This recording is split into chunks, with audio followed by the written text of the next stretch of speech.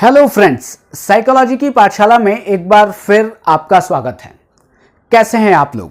मैं आशा करता हूं कि आप बहुत अच्छे होंगे और आपको साइकोलॉजी की पाठशाला अच्छी लग रही होगी।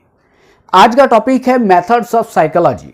मेथड्स ऑफ साइकोलॉजी का आज पार्ट 3 है। पहले 2 वीडियो हम बना चुके हैं मेथड्स ऑफ साइकोलॉजी के। पार्ट 1 में हमने डिस्कस किया था इंट्रोस्पेक्शन के बारे में और ऑब्जर्वेशन मेथड के बारे में। पार्ट 2 जो मेथड्स ऑफ साइकोलॉजी का था उसमें हमने डिस्कस किया था केस स्टडी के बारे में और एक्सपेरिमेंटल मेथड के बारे में। आज 3 मेथड पर डिस्कस करने वाले हैं। एक है कोरिलेशनल मेथड, एक है लॉन्गिट्यूडनल मेथड और तीसरा है क्रॉस सेक्शनल मेथड। बड़े ही आसान भाषा में मैं आपको समझाने की कोशिश करूंगा, लेकिन आप पूरा वीडियो ज़रूर देखिएगा। और मैं ये मानकर चल रहा हूं कि आप अगर ये वीडियो देख लेंगे तो आपको ये तीनों मतलब कि कोरिलेशनल मेथड, लॉन्गिट्यूडनल मेथड और क्रॉस सेक्शनल मेथड जो है वो आपको अच्छी तरह समझ में आ जाएगा। स्टार्ट करते हैं कोरिलेशनल मेथड, जिसको आप कहते हैं सहसंबंधात्मक विधि। यहां पर आप एक शब्द पर जाएं कि कोरिलेशनल मतलब कि कोरिलेशन देखने की बात हो रही है। किसमें कोरिलेशन देखेंगे? यहां पर समूह के बीच में भी कोरिलेशन देखा जा सकता है, यहां पर व्यक्ति के बीच में भी कोरिलेशन देखा जा सकता है। लेकिन जब व्यक्ति के बीच में कोरिलेशन देख रहे हैं या समूह के बीच में कोरिलेशन देख रहे हैं तो किसके आधार पर देखेंगे? और आप कहते हैं कि हम वेरिएबल्स के बीच कोरिलेशन देखते हैं।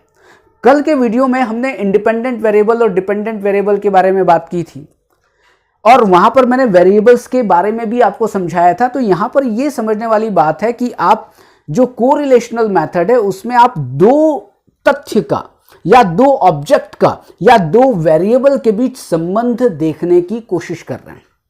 आप इसको इस तरह से समझें कि मैं ये कहूं कि आपके हाइट और वेट में क्या संबंध है, मैं ये कहूं कि आपके एजुकेशनल क्वालिफिकेशन और आपका जो सोशियो इकोनॉमिक स्टेटस उसमें क्या संबंध है। मैं आपसे ये बात करूं कि साहब आपकी जो मेंटल हेल्थ है और आपकी जो लाइफ स्टाइल है उसमें क्या संबंध है। मैं क्या कर रहा हूं, किन्हीं 2 चीजों का या 2 से अधिक चीजों का मैं कोरिलेशन मतलब कि इनके बीच संबंध देखने की कोशिश कर रहा हूं। ऐसे बहुत सारे टॉपिक्स होते हैं। मैंने अभी आपको कहा कि आप क्या कर रहे हैं, आप केवल और केवल कोरिलेशन देखने का अध्ययन कर रहे हैं कि साहब इन दोनों के बीच में कोई संबंध है या नहीं है। आप कहीं जाते हैं, आपका उन व्यक्ति से क्या संबंध है, आपसे भी पूछा जाता है। बिल्कुल सेम वैसे ही जो वेरिएबल्स हैं, तो आप एक वेरिएबल का दूसरे वेरिएबल से क्या संबंध है इसको देखने का जो मेथड है उसको कहते हैं कोरिलेशनल मेथड। कोरिलेशन 3 तरह के होते हैं, पॉजिटिव कोरिलेशन, नेगेटिव कोरिलेशन और जीरो कोरिलेशन। पॉजिटिव कोरिलेशन का मतलब क्या है? यहां पर देखिए, जब भी हम कोरिलेशन देखेंगे तो ये जरूरी नहीं है कि ये पॉजिटिव कोरिलेशन आएगा या ये नेगेटिव कोरिलेशन आएगा या जीरो कोरिलेशन आएगा। नहीं, ये तो बाद में पता चलेगा जब हम कोरिलेशनल स्टडी करेंगे। हम उन दोनों के बीच कोरिलेशन देखेंगे तब रिजल्ट में पता चलेगा नहीं साहब इन दोनों के बीच पॉजिटिव कोरिलेशन है, नहीं इन दोनों के बीच नेगेटिव कोरिलेशन है, या इनके बीच तो कोई संबंध ही नहीं है। तो यहां पर आप पहले समझें पॉजिटिव कोरिलेशन। पॉजिटिव कोरिलेशन का मतलब क्या है? एक ही दिशा में दोनों चीजें बढ़ती हैं या एक ही दिशा में दोनों चीजें घटती हैं। मतलब कि एक का असर जो दूसरे पर मतलब कि एक वेरिएबल का दूसरे वेरिएबल पर जो असर पड़ रहा है वो एक जैसा है। आप इसको इस तरह से मान के चलें कि मैं ये कहूं कि अगर मेरे आप एरो का निशान देख रहे हैं तो पॉजिटिव कोरिलेशन क्या होगा? एक साथ दोनों बढ़ रहे हैं वो भी पॉजिटिव कोरिलेशन है और एक साथ दोनों घट रहे हैं वो भी पॉजिटिव कोरिलेशन है। आपको एक एग्जांपल दूं और एग्जांपल ये है कि आप ये बताएं कि हाइट और वेट, मैं अभी की बात नहीं कर रहा हूं, हाइट तो वैसे भी 15, 17, 18 साल तक बढ़ती है। अगर आप छोटे हैं, बच्चे हैं और आप ये स्टडी करना चाह रहे हैं कि साहब बच्चों की हाइट और वेट में क्या संबंध है, तो आप ये देखेंगे कि जैसे जैसे बच्चों की हाइट बढ़ती है वैसे वैसे बच्चों का वेट भी बढ़ता है। तो आप कहेंगे कि साहब दोनों में मतलब कि हाइट में और वेट में दोनों में पॉजिटिव कोरिलेशन है। इसे कहते हैं पॉजिटिव कोरिलेशन, मतलब कि दोनों चीजें एक साथ ऊपर जाएंगी या दोनों चीजें एक साथ नीचे आएंगी। ऐसा नहीं होगा कि एक ऊपर जाएगा एक नीचे जाएगा, नहीं, दोनों का एक साथ ऊपर जाना या दोनों का एक साथ नीचे जाना, इसे कहते हैं पॉजिटिव कोरिलेशन। दूसरा निगेटिव कोरिलेशन। निगेटिव कोरिलेशन का मतलब क्या है कि सब अलग अलग दिशाओं में जा रहे हैं, दोनों अलग अलग दिशाओं में जा रहे हैं, एक ऊपर जा रहा है तो एक नीचे जा रहा है। आप ये समझ लें सब ये तो दोनों इधर उधर जा रहे हैं, मतलब कि एक जा रहा है उत्तर में तो एक जा रहा है दक्षिण में, इसे कहते हैं निगेटिव कोरिलेशन। आप इसको भी एक एग्जांपल से समझ सकते हैं कि देखिए, मान लेते हैं कि अभी केसर आम बहुत ज्यादा आ रहे हैं और शुरुआत में क्या था, शुरुआत में केसर आम बहुत महंगे थे, अभी केसर आम बहुत सस्ते हो गए। मतलब कि रेट की अगर बात करें तो जब रेट किसी भी चीज का कम होता है तो डिमांड क्या है, बढ़ जाती है। आप जैसे ही मॉल में गए और आपने देखा अरे इतना सस्ता मिल रहा है, तो आप क्या कर रहे हैं, जैसे ही रेट कम हुआ डिमांड बढ़ गई, लोगों ने लेना शुरू कर दिया। अब यहां पर आप देखेंगे कि रेट अगर बढ़ता है तो आप डिमांड कम होती है, मतलब आप नहीं लेते हो, लेकिन रेट कम होता है तो आप क्या लेना ज्यादा शुरू कर देते हो, डिमांड ज्यादा होने लग जाती है। इन दोनों में क्या है, इन दोनों में निगेटिव कोरिलेशन है कि एक बढ़ रहा है तो दूसरा घट रहा है, दूसरा बढ़ रहा है तो पहला घट रहा है, इसे कहते हैं निगेटिव कोरिलेशन। अब कहते हैं जीरो कोरिलेशन। जीरो कोरिलेशन का मतलब क्या है कि सब नो इफेक्ट, कि सब किसी भी चीज का एक का दूसरे के ऊपर कोई प्रभाव ही नहीं है। आप एक एग्जाम्पल है, डायरेक्ट आपको उसको रिसर्च से रिलेटेड नहीं है, लेकिन एक बहुत प्रैक्टिकल एग्जाम्पल है कि मैं दो चीजें सीखना चाहता हूं, एक है हवाई जहाज और एक है कार। अब आप कहेंगे कि साहब नहीं, कार सीखूंगा तो हवाई जहाज मैं अच्छी तरह सीख पाऊंगा, या मैं हवाई जहाज सीखूंगा तो मैं कार अच्छी तरह सीख पाऊंगा। क्या ये पॉसिबल है? हवाई जहाज चलाने का तरीका बिल्कुल अलग है और मोटरसाइकिल चलाने का, कार चलाने का तरीका बिल्कुल अलग है। तो यहां पर एक का दूसरे से कोई संबंध नहीं है।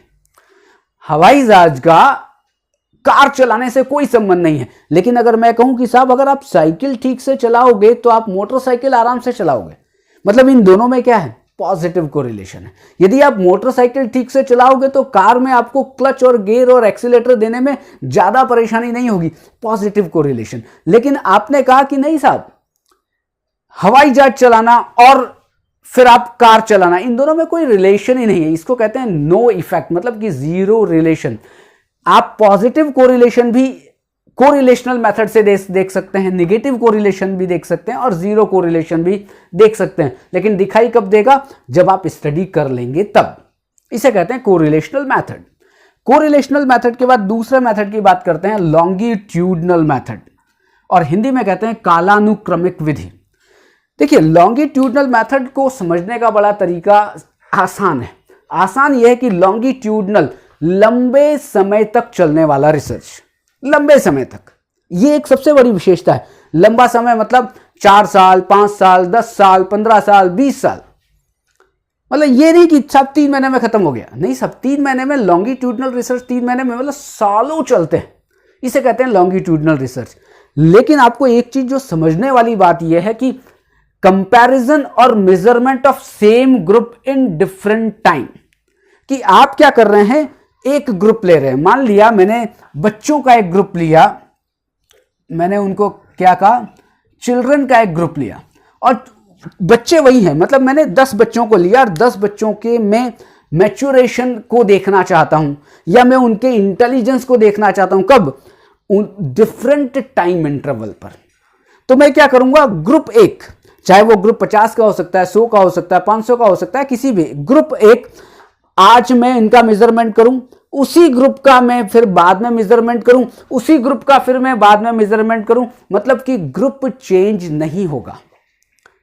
आप एक ही ग्रुप को डिफरेंट टाइम इंटरवल पर मेजर करते रहे, या एक ही ग्रुप का डिफरेंट टाइम इंटरवल पर कंपैरिजन करते रहे, लेकिन कंपैरिजन कम होगा, लॉन्गिट्यूडनल, लंबे समय तक, कि आपने एक ग्रुप लिया, अभी आज मेजर किया, फिर उसी ग्रुप का 6 महीने के बाद मेजर कर लिया, फिर उसी ग्रुप का साल भर बाद किसी वेरिएबल को मेजर कर लिया, उसके बाद फिर मेजर कर लिया, मतलब कि आप क्या कर रहे हैं, लंबे समय तक। इसलिए ध्यान दीजिएगा, कंपैरिजन और मेजरमेंट ऑफ सेम ग्रुप, एक ही ग्रुप, सेम ग्रुप का कंपैरिजन करना है या मेजरमेंट करना है डिफरेंट टाइम इंटरवल पर, कि इन्हीं बच्चों का जो मैंने एक ग्रुप लिया था उसका T1 मतलब कि टाइम 1 पे मेजरमेंट कर लिया, फिर टाइम 2 पे मेजरमेंट कर लिया, फिर टाइम 3 पे मेजरमेंट कर लिया। टाइम 1, टाइम 2 और टाइम 3 का मतलब अलग अलग समय पर। लेकिन अलग अलग समय ये नहीं कि आज कर लिया, फिर कल कर लिया, फिर परसों कर लिया, नहीं साहब। लॉन्गिट्यूडनल मतलब क्या है? लंबे समय तक चलने वाली स्टडी है। तो आज किया, फिर 3 महीने के बाद किया, फिर 3 महीने के बाद किया। ये जो जितना भी जो टाइम, जिस समय पर आप मेजरमेंट कर रहे हो, 3 महीने पर या 6 महीने पर, ये डिपेंड करेगा किसके ऊपर? कि आप कब मेजरमेंट करेंगे। ये डिपेंड करेगा आपके उस टॉपिक के ऊपर कि वो टॉपिक कैसा है। क्या वो जो वेरिएबल जिसका आप मेजरमेंट करना चाह रहे हैं वो जल्दी जल्दी चेंज हो रहा है या उसमें टाइम लगता है? जल्दी चेंज हो रहा है तो आप 3-3 महीने में कर सकते हैं। लंबे समय के बाद चेंज हो रहा है तो 6-6 महीने में कर सकते हैं। तो इस तरीके से एक फॉलोअप लिया जाता है, लंबे समय तक मेजरमेंट किया जाता है। इसे कहते हैं लॉन्गिट्यूडनल मेथड। फिर एक मेथड आता है जिसको कहते हैं क्रॉस सेक्शनल मेथड। ये जो क्रॉस सेक्शनल मेथड या हिंदी में कहते हैं अनुप्रस्थ काट विधि। Cross sectional method longitudinal method के बिल्कुल ठीक अपोजिट है। अपोजिट क्यों है? कि क्रॉस सेक्शनल मेथड लंबे समय नहीं चलता।